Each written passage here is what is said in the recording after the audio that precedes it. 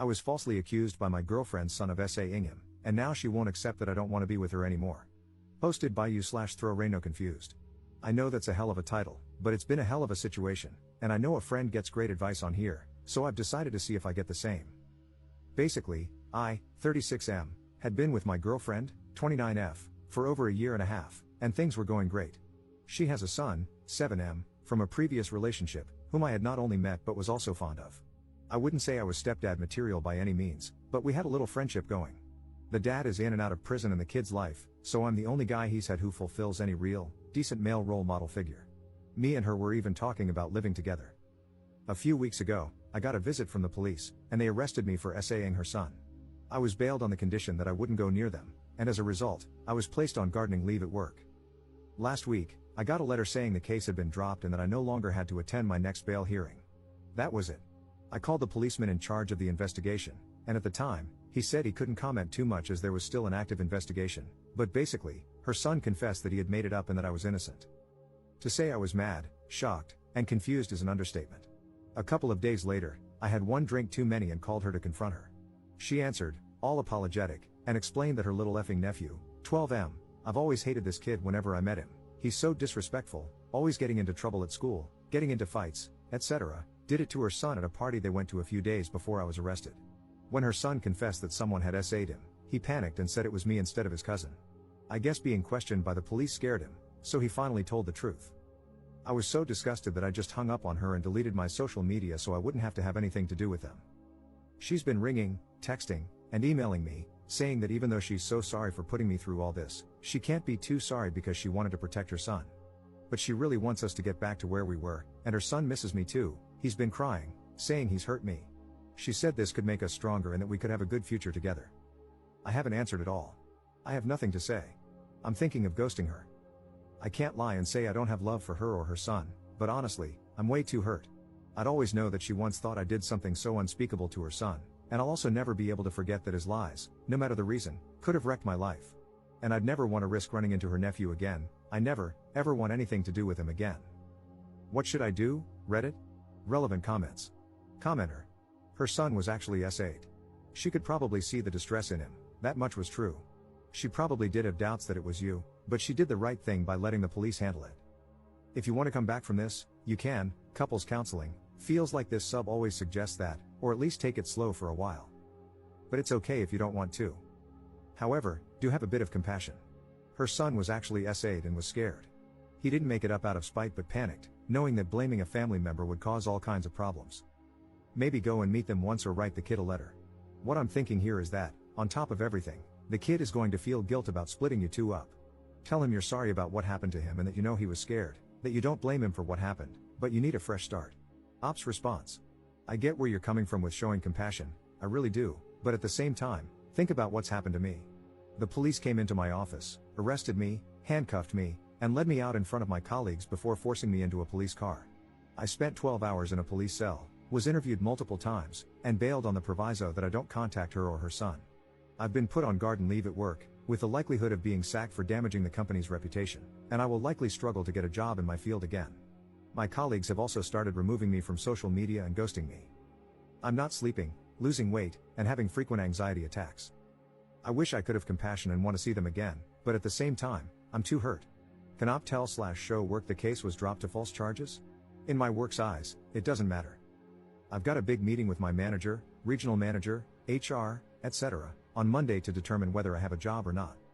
Even if I'm in the clear, their argument is that our job is a public-facing role where we do a lot in the community, and if they keep me on board, it could damage their reputation by having me work there, even if I'm legally innocent.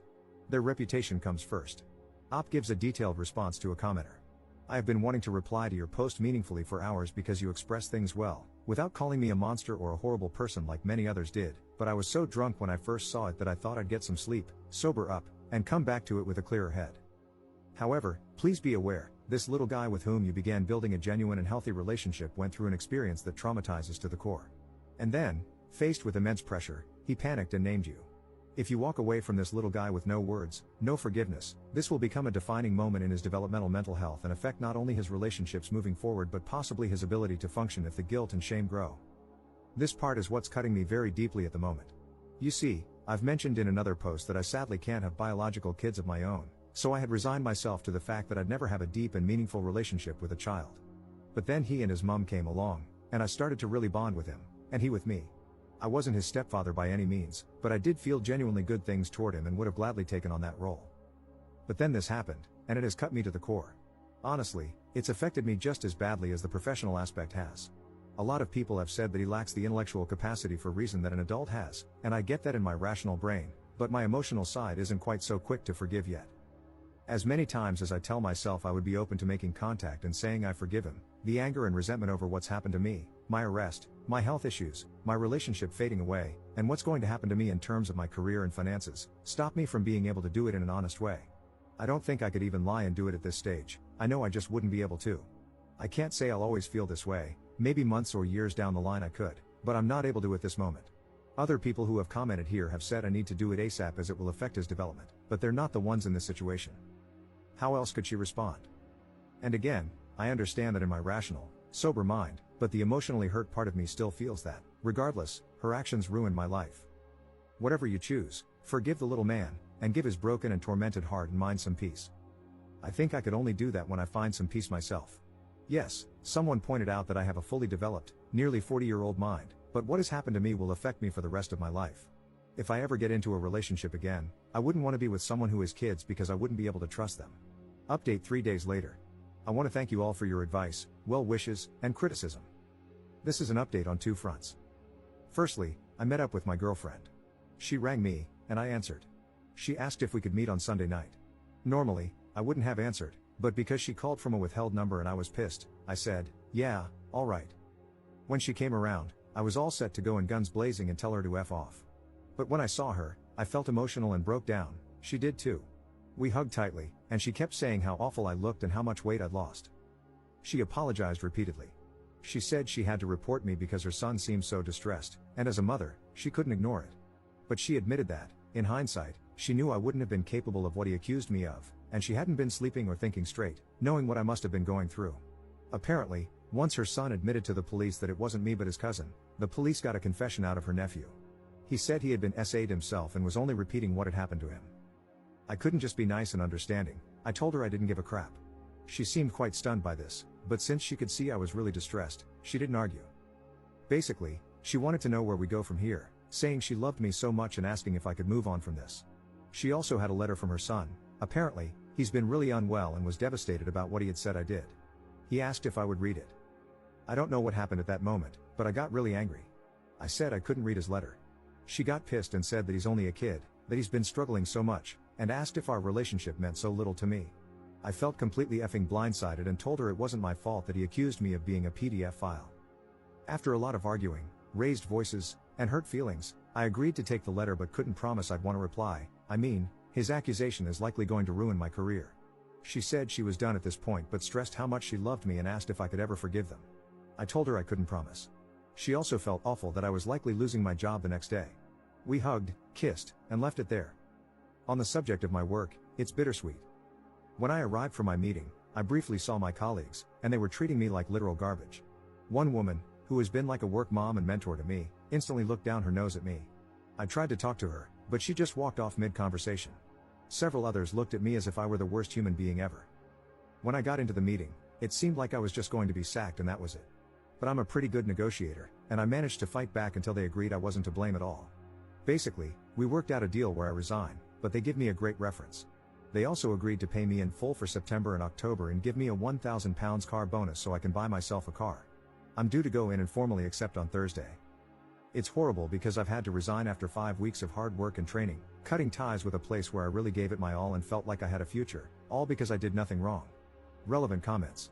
Commenter. Show the letter to your bosses. Do not take any deals. They may not want to fire you once they learn the truth.